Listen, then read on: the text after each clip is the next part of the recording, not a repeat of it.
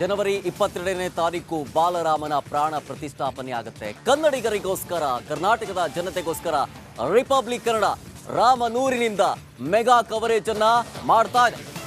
ರಾಮನೂರಿನಲ್ಲಿ ನಿಮ್ಮ ರಿಪಬ್ಲಿಕ್ ಕನ್ನಡ ಅಯೋಧ್ಯೆಯ ಇಂಚಿಂಚು ಮಾಹಿತಿಯನ್ನ ನಿಮ್ಮ ಮುಂದೆ ಇಡ್ತಾ ಹೋಗುತ್ತೆ.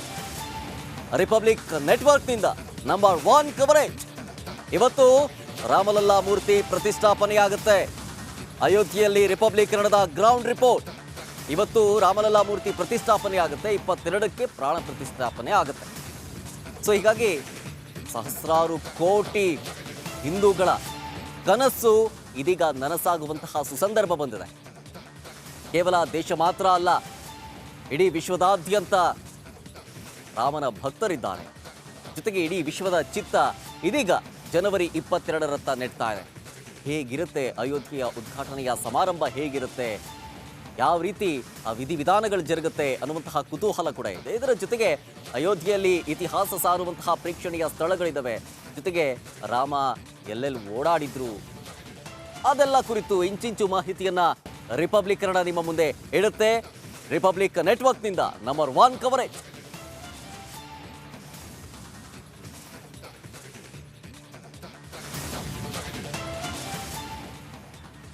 ಅಯೋಧ್ಯೆಯ ಶ್ರೀರಾಮನಿಗೆ ಬೆಂಗಳೂರಿನ ಯುವಕರಿಂದ ತುಳಸಿ ಸೇವೆಯನ್ನ ಮಾಡಲಿಕ್ಕಿದ್ದಾರೆ. ನೋಡ್ತಾ ಇದ್ದೀವಿ, ಸಹಸ್ರಾರು ಕೋಟಿ ಜನರ ಒಂದು ಕನಸು ಇದೀಗ ನನಸಾಗುವಂತಹ ಸುಸಂದರ್ಭ ಬಂದಿದೆ. ಇದೇ ಸಂದರ್ಭದಲ್ಲಿ ಅಯೋಧ್ಯೆ ರಾಮನಿಗೆ ಕನ್ನಡಿಗರಿಂದ ತುಳಸಿ ಸೇವೆಯನ್ನ ಅರ್ಪಿಸಲಾಗುತ್ತೆ.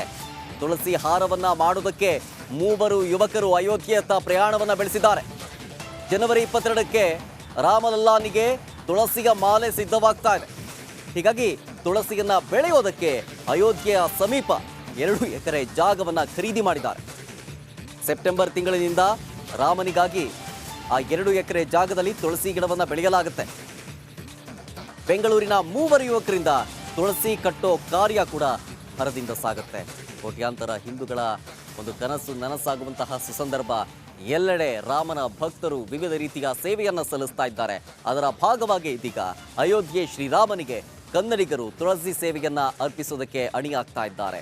ತುಳಸಿ ಹಾರವನ್ನ ಮಾಡೋದಕ್ಕೆ 3 ಯುವಕರು, ಬೆಂಗಳೂರಿನ ಯುವಕರು ಅಯೋಧ್ಯೆಯತ್ತ ಪ್ರಯಾಣವನ್ನ ಬೆಳೆಸಿದ್ದಾರೆ. ಅದಕ್ಕೆ ಸಂಬಂಧಪಟ್ಟಂತ ಫೋಟೋಸ್ಗಳನ್ನ ಗಮನಿಸ್ತಾ ಇದ್ದೀರಿ. ಅಯೋಧ್ಯೆಯ ಭಾಗದಲ್ಲೇ, ಅಯೋಧ್ಯೆಯ ಸಮೀಪದಲ್ಲೇ 2 ಎಕರೆ ಜಾಗವನ್ನ ಖರೀದಿ ಮಾಡಿದ್ದಾರೆ. ಆ 2 ಎಕರೆ ಜಾಗದಲ್ಲೇ ಸೆಪ್ಟೆಂಬರ್ ತಿಂಗಳಿನಿಂದ ತುಳಸಿಯನ್ನ ಬೆಳೆಯಲಾಗುತ್ತೆ ರಾಮನಿಗೋಸ್ಕರ ಅಂತ ಹೇಳಿ. ಹೀಗಾಗಿ 3 ಯುವಕರು ತುಳಸಿ ಕಟ್ಟೋ ಕಾರ್ಯವನ್ನ ಭರದಿಂದ ನಡೆಸ್ತಾ ಇದ್ದಾರೆ. ಶ್ರೀರಾಮ್, ನಮ್ಮ ಗುರುಗಳಾದಂಥ ಶಿವಕುಮಾರ್ ಜಿಯವರು ಈ ರೀತಿ ನಾವು ತುಳಸಿ ಇಂಥ ಜಾಗದಲ್ಲಿ ಬೆಳೆದಿದ್ದೀವಿ. ಅದು ಭಾಳ ಪವಿತ್ರವಾಗಿ ದೇವ್ರಿಗೆ ಸೇರಬೇಕದು. ಹಾಗಾಗಿ ಅಲ್ಲಿರೋ ಜನಕ್ಕೆ ಅದನ್ನು ಕಟ್ಟಲಿಕ್ಕೆ ಬರ್ತಾ ಇಲ್ಲ. ಹಾಗಾಗಿ ಇಲ್ಲಿಂದ ತಮ್ಮಲ್ಲಿ ಯಾರಾದರೂ ಇದ್ದರೆ ಅಲ್ಲಿ ಕಟ್ಟುವಂಥ, ಸುಂದರವಾಗಿ ಕಟ್ಟುವಂಥ ಹಾರಗಳನ್ನು ಮಾಡೋರು ಯಾರನ್ನ ಇದ್ದರೆ ಕಳಿಸ್ಕೊಡಿ ಅಂಥೇಳಿ ನಮ್ಮಲ್ಲಿ ನಮ್ಮ ಇವರು ರವಿ ಸಾರು, ರಘು ಸಾರು ಮತ್ತು ಸುಬ್ರಹ್ಮಣ್ಯ ಸಾರು ಇವರೆಲ್ಲ ಸೇರಿ ನಮಗೆ ಒಂದು ಆ ಕೆಲಸ ಮಾಡುವಂಥ ದೇವರಿಗೆ ಭಾಗ್ಯ ಕೊಟ್ಟಿದ್ದಾರೆ. ಅದನ್ನು ಇಲ್ಲಿಂದ 3 ಜನ ಹುಡುಗರಿಗೆ ವಿಮಾನದಲ್ಲಿ ಕಳಿಸಿ ಅಲ್ಲಿ ತುಳಸಿ ಹಾರನ ಭಾಳ ಸುಂದರವಾಗಿ ಡಿಸೈನ್ ಆಗಿ ಕಟ್ಟಿ, ಅಲ್ಲಿ ಗುರುಗಳು ಯಾವ ರೀತಿ ಹೇಳ್ತಾರೆ ರಾಮನಿಗೆ ಇನ್ನೂ ಅದ್ರ ಬಗ್ಗೆ ಸರಿಯಾದ ಮಾಹಿತಿ ಬಂದಿಲ್ಲ. ಬಟ್ ಅಲ್ಲಿನ ಜಾಗದಲ್ಲಿ ಇಲ್ಲಿಂದ ಹೋಗಿರ್ತಕ್ಕಂಥ ಹುಡುಗರಿಗೆ ಭಾಳ ಚೆನ್ನಾಗಿ ವ್ಯವಸ್ಥೆಗಳು ಮಾಡಿ, ಅಲ್ಲಿ ಇರುವಂಥ ಜನಗಳು ಅವ್ರಿಗೆ ಸ್ಪಂದನೆ ಮಾಡಿ ಅವ್ರಿಗೆ ಸಪೋರ್ಟಿವ್ ಆಗಿ ಹಾರಗಳನ್ನು ಕಟ್ಟೋದಕ್ಕೆ ಸಹಾಯ ಮಾಡ್ತಾ ಇದ್ದಾರೆ. ಇದ್ರ ಬಗ್ಗೆ ಹೆಚ್ಚಿನ ಡೀಟೇಲ್ಸ್ ಕೊಡ್ತಾರೆ ನಮ್ಮ ಪ್ರತಿನಿಧಿ ದೀಪ್ತಿ ತೋಳ್ಪಾಡಿ. ನೇರ ಸಂಪರ್ಕದಲ್ಲಿ ಜಾಯ್ನ್ ಆಗ್ತಾರೆ. ದೀಪ್ತಿ, ಕೋಟ್ಯಾಂತರ ಹಿಂದೂಗಳ ಕನಸು ನನಸಾಗುವಂತಹ ಸಂದರ್ಭದಲ್ಲಿ ನಾಡಿನ ಹಲವು ಭಾಗದಿಂದ ರಾಮ ಭಕ್ತರು ವಿವಿಧ ರೀತಿಯಾಗಿ ಸೇವೆ ಸಲ್ಲಿಸ್ತಾ ಇದ್ದಾರೆ. ಇದೀಗ ಬೆಂಗಳೂರಿನ ಈ 3 ಯುವಕರು ತುಳಸಿ ಸೇವೆಯನ್ನ ಅರ್ಪಿಸೋದಕ್ಕೆ ಏನೆಲ್ಲ ತಯಾರಿಯನ್ನ ಮಾಡ್ಕೊಳ್ತಿದ್ದಾರೆ ಇವರು? ಶರತ್, ಅಯೋಧ್ಯೆಗೂ ಕೂಡ ಹಾಗೆ ಬೆಂಗಳೂರಿಗೂ ಒಂದು ವಿಶೇಷವಾದಂತಹ ನಂಟಿದೆ. ಈ ಹಿಂದೆ ಸಾಕಷ್ಟು ಭಕ್ತರು ಅಯೋಧ್ಯೆಗೆ ಪೂಜಾ ಸಾಮಗ್ರಿಗಳನ್ನು ಕಳಿಸಿದ್ರು, ಗಂಟೆಗಳನ್ನು ಕಳಿಸಿದ್ರು. ಈಗ ರಾಮಲಲ್ಲನಿಗೆ ತುಳಸಿ ಹಾರನೂ ಕೂಡ ಬೆಂಗಳೂರಿನಿಂದನೇ ಹೋಗ್ತಾ ಇದೆ. ಇದಕ್ಕೆ ವಿಶೇಷವಾಗಿ ಭಕ್ತರ ತಂಡ ಕಳೆದ ಸೆಪ್ಟೆಂಬರ್ ತಿಂಗಳಿಂದನೂ ಕೂಡ ತಯಾರಿಗಳನ್ನು ಮಾಡ್ಕೊಳ್ತಾ ಇದೆ. ಯಾವ ರೀತಿ ಅಂತ ಹೇಳಿದ್ರೆ, ಇವರು ಕೂಡ ರಾಮ ಭಕ್ತರು. ಯಾವಾಗ ಅಯೋಧ್ಯೆಯಲ್ಲಿ ರಾಮ ಮಂದಿರ ನಿರ್ಮಾಣ ಆಗ್ತಾ ಇದೆ ಅಂತ ಅನ್ಕೊಳ್ತಾರೆ, ಆ ಸಂದರ್ಭದಲ್ಲಿ ನಾವು ತುಳಸಿ ಸೇವೆಯನ್ನ ಮಾಡ್ಕೊಳ್ಬೇಕು ಅಂತ ಹೇಳಿ ಇವರೆಲ್ಲ ನಿರ್ಧಾರವನ್ನ ಮಾಡ್ತಾರೆ. ಆ ಪ್ರಕಾರವಾಗಿ ಅಲ್ಲಿರುವಂತಹ ಆಡಳಿತ ಮಂಡಳಿಯ ಜೊತೆ ಮಾತಾಡಿ ನಾವು ರಾಮನಿಗೆ ತುಳಸಿ ಹಾರವನ್ನ ಕೊಡ್ತೇವೆ, ಇದಕ್ಕಾಗಿ ನಮಗೆ ಅವಕಾಶವನ್ನ ಕೊಡಿ ಅಂತ ಹೇಳ್ತಾರೆ. ನಂತರ ಅವರು ಒಪ್ಪಿಗೆ ಕೊಟ್ಟಂತಹ ಬೆನ್ನಲ್ಲೇ ಈ ಎಲ್ಲ ಭಕ್ತರು ಸೇರಿ ಏನ್ ಮಾಡೋದು ಅಂತ ನೋಡಿದಾಗ ಅಯೋಧ್ಯೆಯಿಂದ 60 ಕಿಲೋಮೀಟರ್ ದೂರದಲ್ಲಿರುವಂತಹ ಒಂದು ಜಾಗದಲ್ಲಿ 2 ಎಕರೆ ಭೂಮಿಯನ್ನ ಖರೀದಿ ಮಾಡ್ತಾರೆ. ಖರೀದಿ ಮಾಡುವಂತಹ ಸಂದರ್ಭದಲ್ಲಿ ಅಲ್ಲಿರುವಂತಹ ರಾಮ ಭಕ್ತ ಕೂಡ ನೀವು ನನಗೆ ಎಕರೆಗೆ ದುಡ್ಡನ್ನ ಕೊಡಬೇಕಾಗಿಲ್ಲ, ನೀವು ತುಳಸಿಯ ಕೃಷಿಯನ್ನ ಮಾಡಬಹುದು ಅಂತ ಹೇಳ್ತಾರೆ. ಹೀಗೆ ಶುರುವಾದಂತಹ ಸೆಪ್ಟೆಂಬರ್ ತಿಂಗಳ ತುಳಸಿ ಕೃಷಿ ಇದೀಗ ಜನವರಿ ತಿಂಗಳಿಗೆ ಕೃಷ್ಣ ತುಳಸಿ ಬೆಳೆದು ನಿಂತಿದೆ. ಮೊನ್ನೆ ಅಂದರೆ ನಿನ್ನೆ 17ನೇ ತಾರೀಕಿಂದ 22ನೇ ತಾರೀಕುವರೆಗೂ ಪ್ರತಿದಿನ ಅಯೋಧ್ಯೆಯಲ್ಲಿರುವಂತಹ ರಾಮಲಲ್ಲನಿಗೆ ಇದೇ ಒಂದು ತುಳಸಿ ಹಾರವನ್ನು ಕೂಡ ಹಾಕಲಾಗುತ್ತೆ.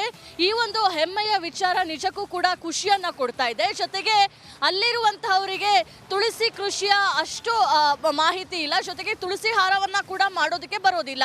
ಹೀಗಾಗಿ ಈ ತಂಡ ಏನು ಮಾಡ್ಬೋದು ಅಂತ ಯೋಚನೆ ಮಾಡುವಂತಹ ಸಂದರ್ಭದಲ್ಲಿ ಹೂವಿನ ವ್ಯಾಪಾರಿಗಳು ಈ ಒಂದು ಭಕ್ತರ ತಂಡಕ್ಕೆ ಕೈ ಜೋಡಿಸ್ತಾರೆ.